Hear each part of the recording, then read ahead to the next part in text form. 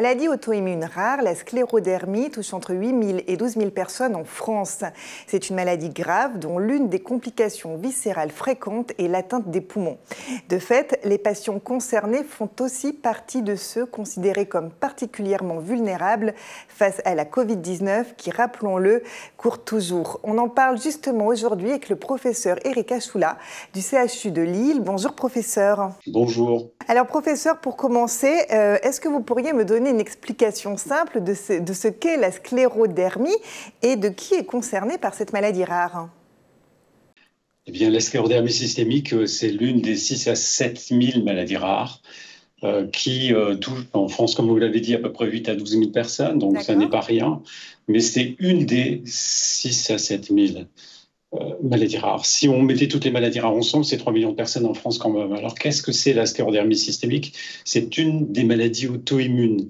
Il y a des maladies auto-immunes d'organes, par exemple, qui touchent la glande thyroïde, le pancréas, le diabète de type 1, par exemple, ou les thyroïdites. Et la sclérodermie est une maladie auto-immune dite systémique, c'est-à-dire que le système immunitaire se met en hyperactivité, va fabriquer des anticorps en excès. On a tous des anticorps, mais dans le cas présent, ce sont des anticorps, des auto-anticorps, des anticorps dirigés contre le soi, contre le corps, contre le poumon, la peau, les reins, le cœur, etc. La sclérodermie, c'est donc une maladie qui va activer les cellules de l'immunité, mais comme on peut le voir sur le schéma, qui va aussi activer les cellules des vaisseaux, et ça va être un mode d'entrée classique dans la maladie, et ça va aussi activer des cellules qu'on appelle des fibroblastes, et ça va expliquer les deux grandes formes de sclérodermie qu'on appelle limitée, quand ça touche la peau uniquement des mains, ou diffuse quand la peau est totalement touchée sur le corps, les bras, les jambes, et puis le tronc. Est-ce qu'il y a des profils, des publics qui sont plus particulièrement concernés par la maladie?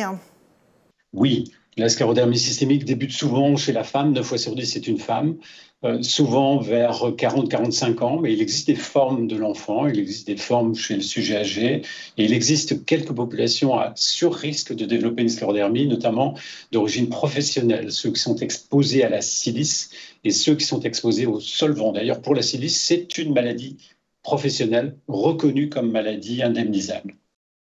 Alors, je l'ai dit en lancement, professeur, la sclérodermie aussi, l'une des conséquences graves, c'est ces atteintes pulmonaires. Or, en pleine période encore de Covid, on est dans la 8e vague en ce moment même. J'imagine que plus que jamais, ces patients font partie des populations vulnérables et que plus que jamais, il faut se vacciner, j'imagine. Quels sont les conseils ? Eh bien, il est vrai que les patients qui ont une sclérodermie systémique sont doublement vulnérables. Ils sont vulnérables d'une part parce qu'une fois sur deux, ils ont une atteinte du poumon qu'on appelle fibrose pulmonaire, qui quelquefois peut être sévère et donc les rend très fragiles aux infections respiratoires. Et la deuxième raison, c'est que bon nombre de patients qui ont une sclérodermie, surtout dans les formes cutanées diffuses, prennent des immunosuppresseurs qui réduisent leur défense immunitaire pour calmer le système immunitaire, pour calmer la maladie auto-immune. Mais s'ils prennent ces médicaments, ils sont à sur-risque de formes graves de complications infectieuses, d'infections bactériennes, d'infections virales.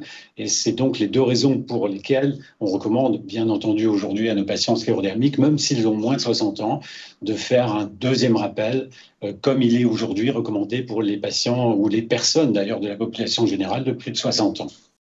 Ne pas oublier ces rappels, professeur, vous venez de le dire, et c'est très important, surtout en ce moment.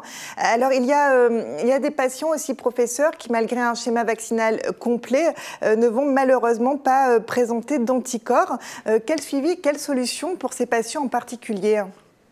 Alors, vous avez tout à fait raison. Il y a des patients, du fait de leur traitement immunosuppresseur, particulièrement des patients greffés d'organes. Parfois, les patients sclérodermiques le sont pour le cœur ou le poumon, ou les patients qui prennent certains immunosuppresseurs, notamment qui ciblent les cellules de l'immunité, certains globules blancs qui forment les anticorps qu'on appelle les lymphocytes B. Et les médicaments qui vont cibler ces cellules eh bien, vont détruire les cellules de l'immunité qui fabriquent des anticorps et en conséquence, quand on les vaccine, comme ils n'ont plus ces cellules pour fabriquer d'anticorps, ils ne fabriquent plus d'anticorps, ils n'ont pas de réaction vaccinale après 1, 2 ou 3 doses, d'ailleurs parfois 4 doses de vaccin Covid. Eh bien, ces patients sont à risque évidemment de formes sévères de Covid et nous avons aujourd'hui des biothérapies depuis janvier, décembre d'ailleurs 2021. Nous avons les biomédicaments qui vont remplacer les anticorps qui n'ont pas été fabriqués par la vaccination pour les protéger. Donc on a quand même des solutions et c'est rassurant, professeur. Alors pour finir, professeur, quand on est atteint d'une maladie rare comme la sclérodermie, où peut-on trouver de l'information fiable? Parce que finalement, les maladies rares, si l'on fait le total de toutes celles qui existent, on arrive quand même à 3 millions de personnes qui sont touchées.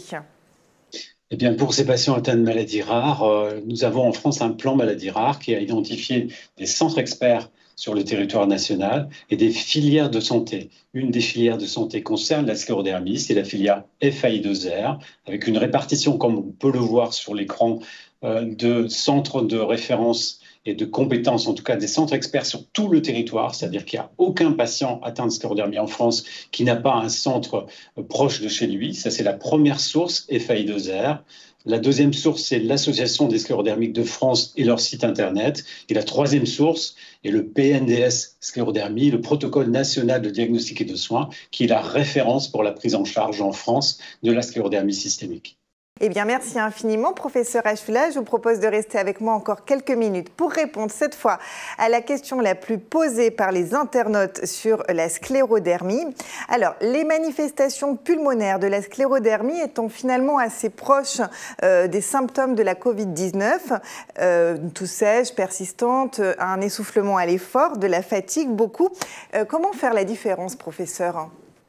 Alors, il est simple de faire la différence parce que la sclérodermie ne débute jamais par une atteinte pulmonaire. Il y a toujours le phénomène de Raynaud dont nous parlions tout à l'heure qui peut débuter 2, 3, 4, 5 ans avant les autres symptômes. Donc, on fait la capillaroscopie, les anticorps antinucléaires, on fait un diagnostic de sclérodermie et on peut prévenir l'atteinte pulmonaire par une prise en charge précoce. Merci infiniment, professeur Achula. Avec plaisir. Merci à vous tous de nous avoir suivis. Je vous dis à très vite pour de nouveaux épisodes d'Expertise Santé.